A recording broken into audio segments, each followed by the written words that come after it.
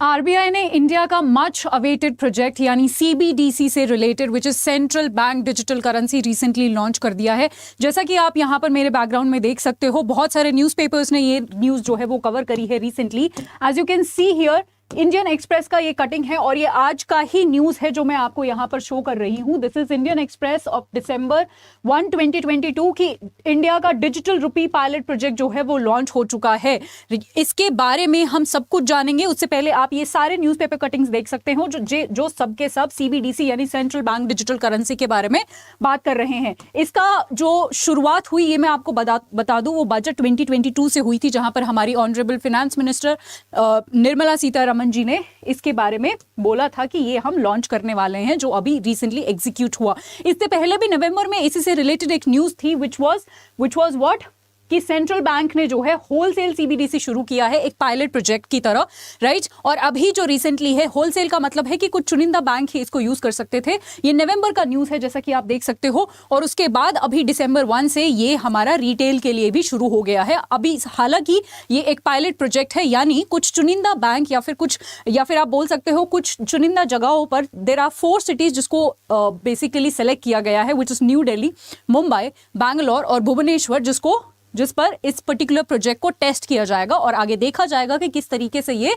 आगे काम करता है। आज के पूरे लेक्चर में हम क्या क्या चीजें देखने वाले हैं आप यहां पर देख सकते हैं। सबसे पहले हम समझेंगे कि ये एग्जैक्टली न्यूज में क्या था, which is pretty much we have already seen कि ये न्यूज में क्यों है। उसके बाद हम समझेंगे सबसे इंपॉर्टेंट सवाल कि ये CBDC central bank digital currency actually है क्या, इसका मतलब क्या है। उसके बाद हम देखेंगे कि ये यूपीआई जो हम आम तौर पर रोज यूज करते हैं अपनी लाइफ में, यूपीआई, एनईएफटी और आरटीजीएस से कैसे अलग है। साथ ही साथ हम ये भी जानेंगे कि ये क्रिप्टो करेंसी है क्या, या फिर ये क्रिप्टो करेंसी से कैसे डिफरेंट है। अगर ये डिफर करती है तो ये क्रिप्टो करेंसी को इससे रिलेट करके हम समझने की कोशिश करेंगे। उसके बाद हम देखेंगे इसकी जरूरत ही हमें क्यों पड़ी और इसके क्या एडवांटेजेस हैं, ये किस तरीके से हमें हेल्पफुल रहेगा, राइट। उसके बाद कुछ चैलेंजेस भी देखेंगे कि कुछ क्या क्या चैलेंजेस हैं इसको इंप्लीमेंट करने में जो आएंगे, या फिर इंप्लीमेंट करने के बाद जो चैलेंजेस हमारा देश जो है वो फेस कर सकता है। और फिर बाद में एट द एंड मैं आपको एक ग्लोबल सिनारियो के साथ भी अपने देश का एक कंपैरिजन करके दिखाना चाहती हूं,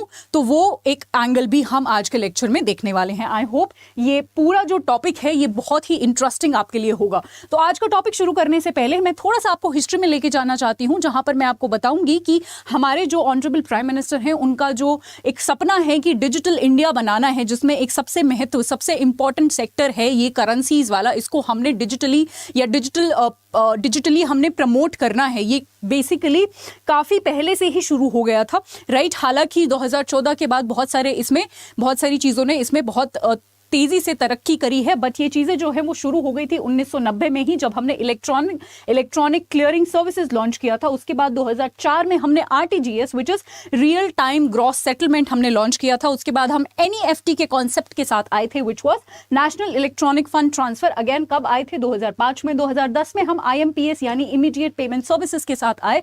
2011 में हम सीटीएस यानी चेक ट्रांकेशन सिस्टम के साथ आए। फिर हम एनईसीएच यानी नेशनल ऑटोमेटेड क्लियरिंग हाउस के साथ। और ये तो आपको पता ही है कितना इंपॉर्टेंट और कितना फेमस और कितनी स्पीड से इस टेक्नोलॉजी ने हमारे यहाँ पर इंप्रूव किया है। यूपीआई आप सभी को पता है, जिसके अलग अलग प्लेटफॉर्म्स हम रोजमर्रा की जिंदगी में यूज करते हैं, जैसे फोन पे, पेटीएम, गूगल पे एटसेट्रा, राइट। और फाइनली जो है हम अभी आ गए हैं 2022 में, जो बजट में प्रपोज हुआ था और अभी हमने इसको इंप्लीमेंट कर दिया है, which is CBDC central bank digital currency, या ई रूपी भी हम जिसको बोल रहे हैं, राइट। चलिए अब बात कर लेते हैं इसके मतलब की कि जी ये होता क्या है। ई रूपी आप बोल रहे हो, सीबीडीसी आप बोल रहे हो, ये है क्या? देखिए, ये एक तरीके का डिजिटल टोकन है जो बेसिकली एक लीगल टेंडर को रिप्रेजेंट करता है, या फिर आप बोल सकते हो ये कानूनी रूप से मान्य है, कानूनी रूप से ये वैध है, राइट। इसको हम अगर मैं एक सिंपल भाषा में बताऊं तो आप बोल सकते हो कि ये कैश का इलेक्ट्रॉनिक वर्जन है, कैश का इलेक्ट्रॉनिक फॉर्म है, ठीक है। अब इसके बारे में कुछ और डिटेल में चीजें देख लेते हैं कि ये जो डिजिटल रुपी है ये सेम डिनोमिनेशन में इशू होगा जिस तरीके से कैश के डिनोमिनेशन होते हैं, मतलब 500, 1000 ऐसे जो डिनोमिनेशन होते हैं, उसी तरीके से इसको भी रिलीज किया जाएगा। अब दूसरा सवाल आता है कि ये काम कैसे करेगा। तो सबसे पहले तो इसके जिसको रिस्पॉन्सिबिलिटी दी गई है, जिन बैंक्स को पायलट प्रोजेक्ट के तौर पर, वो बैंक्स है एसबीआई, आईसीआईसी, येस बैंक और आईडीएफसी बैंक्स को इसके लिए जिम्मेदारी दी गई है और सिटीज का नाम मैं आपको ऑलरेडी बता चुकी हूं, जहां पर हम एक पायलट प्रोजेक्ट की तरह इसको टेस्ट करने वाले हैं, which is Mumbai, Delhi, Bangalore and Bhubaneswar. We have already discussed it. ये एक बेसिकली इसमें जो ट्रांजैक्शंस होंगे ये डिजिटल रुपी के फॉर्म में होंगे, मतलब पर्सन टू पर्सन भी हो सकते हैं या फिर पर्सन टू मर्चेंट, मतलब हम अगर किसी शॉपकीपर से कुछ खरीदते हैं तो वहां भी हम इसके थ्रू पेमेंट कर सकते हैं। ठीक है, ओके, अब हम कुछ जान लेते हैं एक बहुत इंपॉर्टेंट सवाल, क्योंकि अक्सर बच्चों के दिमाग में यही आता है कि ये भी डिजिटल करेंसी है और यूपीआई और ये सब जो हम कर रहे हैं ये भी डिजिटल है, तो इन दोनों में डिफरेंस क्या है? देखिए, इसमें बहुत बड़ा डिफरेंस है। सबसे बड़ा डिफरेंस तो ये है कि जो यूपीआई है is backed by physical currency. इसका मतलब क्या है कि मान लो, देखो, यूपीआई से या फिर फोन पे से आप कब पेमेंट कर पाते हो? जब आप अपने बैंक अकाउंट में फिजिकल मनी जो है वो जमा करवाते हो। आप जमा करवाते हो कुछ रुपए फिजिकल मनी, तभी आपके बैंक में वो शो करता है कि जी इतना बैलेंस है और आप यूपीआई क्यूआर कोड स्कैन करके आप पे करते हो। ई रुपी के साथ ऐसा कुछ नहीं होने वाला है। It is not necessarily be backed by physical currency. This is one major difference. दूसरा मेजर डिफरेंस जो है कि ये जो यूपीआई और ये सब जो ऊपर टेक्नोलॉजीज और जितने भी मेथड्स लिखे हुए हैं ये बेसिकली एक मीडिएटर बैंक के द्वारा हैंडल किए जाते हैं।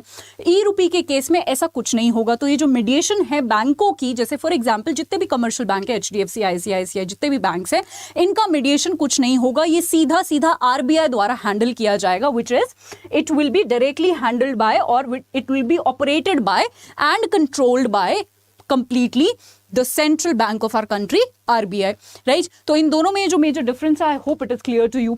अब अगला सवाल कि क्या ये क्रिप्टो करेंसी से सिमिलर है या क्रिप्टो करेंसी से अगर ये डिफर करता है तो किन एस्पेक्ट्स में ये क्रिप्टो करेंसी से अलग है? सबसे पहला और सबसे इंपॉर्टेंट डिफरेंस जो है वो ये है कि डिजिटल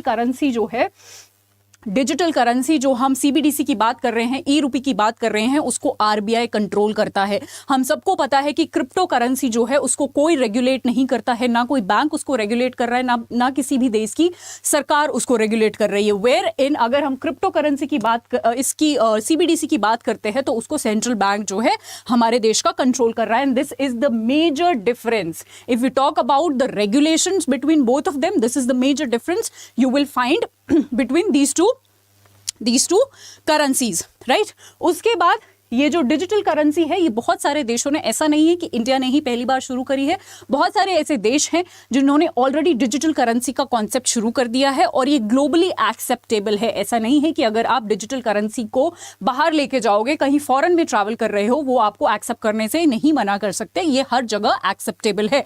वेयर इन आपको पता है क्रिप्टो करेंसी तो हमारे ही देश में एक्सेप्टेबल नहीं है, बैंक्स उसको नहीं प्रमोट कर रहे हैं, कोई भी कहीं भी आप जाते हो पेमेंट्स क्रिप्टो करेंसीज के थ्रू नहीं होती है हमारे यहाँ पर। तो ये तो ऐसी टेक्नोलॉजी है जो यहीं पर हमारे यहाँ पर एक्सेप्टेबल नहीं है। Where in this is acceptable everywhere, even at global level. Also this is more stable ये ज्यादा है। क्यों? क्योंकि इसको एक अथॉरिटी जो है वो कंट्रोल कर रही है। अगर आप सभी को पता है क्रिप्टो करेंसी में कोई कंट्रोल नहीं करता है, उसके प्राइजेस एकदम शूट अप कर जाते हैं, गिर भी जाते हैं। मैंने ऑलरेडी आपको एक क्रिप्टो करेंसी एक्सचेंज किस तरीके से क्रैश हुआ, किस तरीके से वो एकदम जमीन पे गिरा, उसकी स्टोरी पहले ही कुछ दिनों पहले मैंने आपको वो स्टोरी जो है वो शेयर करी थी।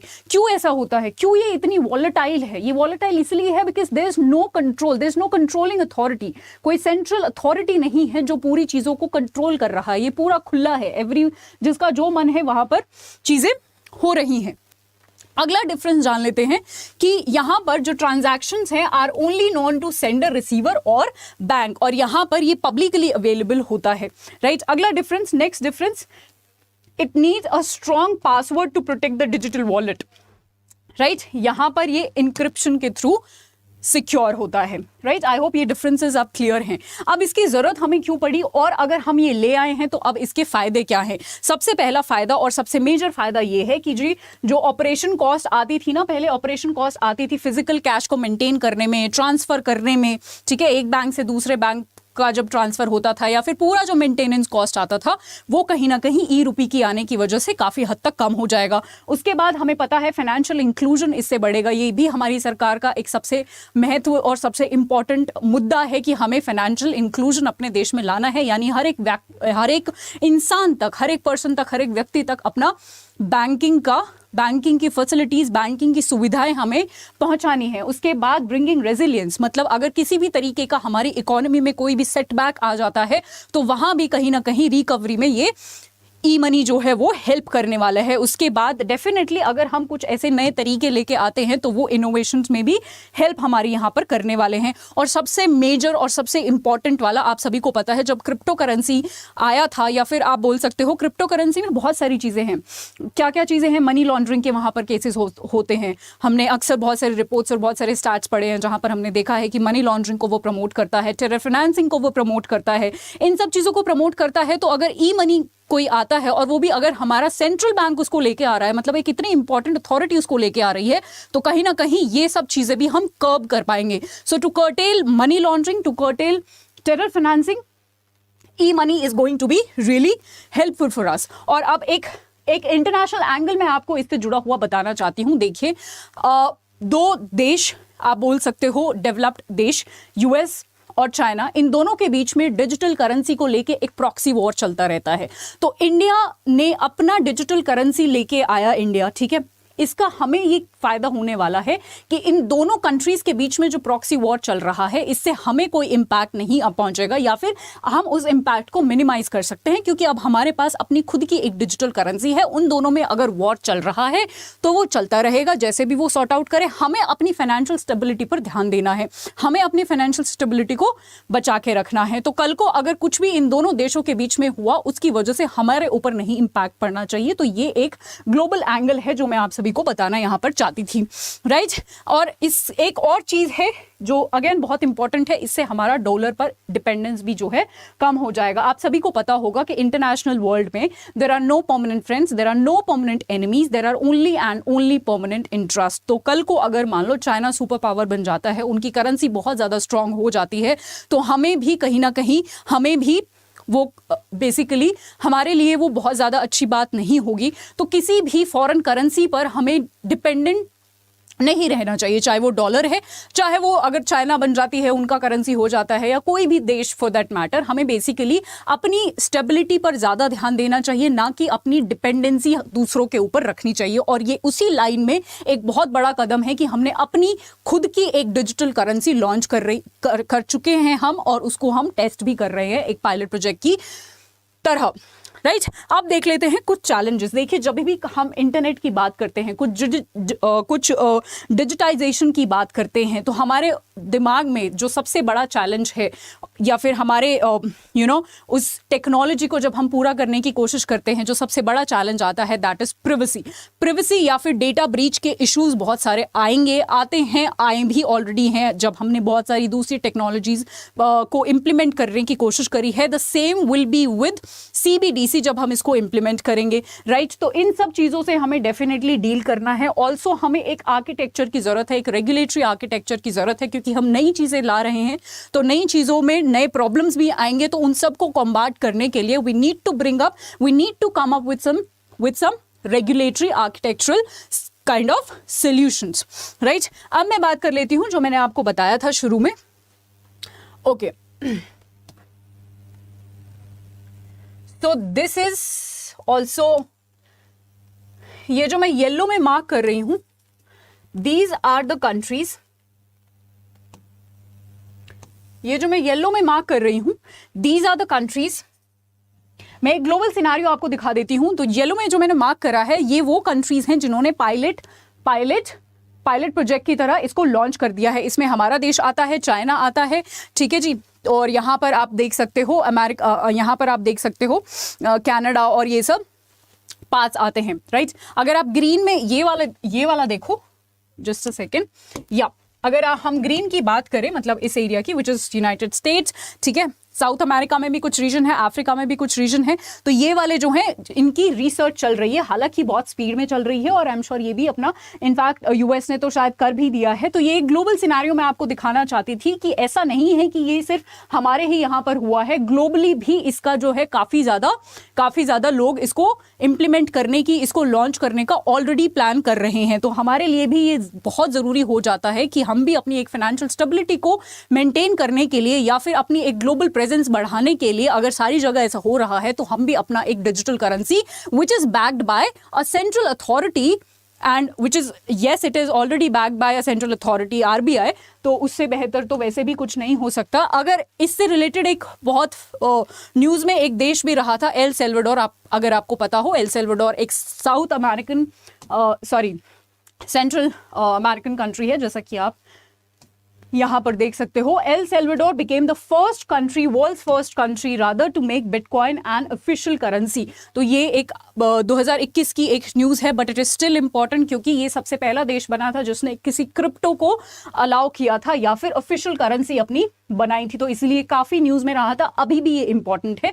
सो आई होप ये जो पूरा मैंने आपको एनालिसिस दिया है ये आपके लिए काफ़ी हेल्पफुल रहा होगा और काफ़ी इन्फॉर्मेटिव आपके लिए रहा होगा। आपको ये पूरा कॉन्सेप्ट, जितने भी मतलब से लेके चैलेंजेस तक, सब कुछ आपको क्लियर हो गया होगा। आज के लिए इतना ही, कल मैं फिर से कुछ बर्निंग इश्यूज के साथ आऊंगी। Till then stay tuned, thank you so much.